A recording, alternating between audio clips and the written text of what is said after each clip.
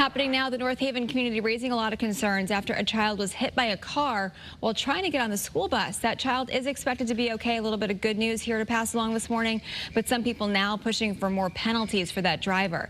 Let's take it here. Pinpoint News Tracker is going to show us exactly where that happened, right near Pool Road and St. John Street, and that is where we find your reporter Anna Stansfield. Anna, good morning. Lots of discussion about school bus safety lately, so what happened here?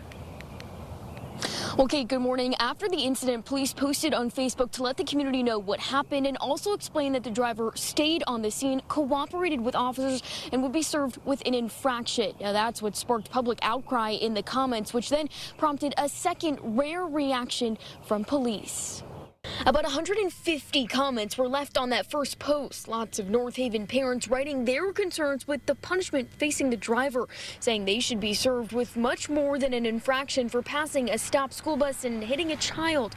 Just a few hours later, North Haven police put out a second post explaining the driver will also have their license taken away and asking for compassion. They wrote in part, quote, "The driver in this incident is an 89-year-old community member who, in addition to facing an infraction and seizure of their license, is now facing the weight of a traumatic event themselves. Accountability and compassion can exist at the same time."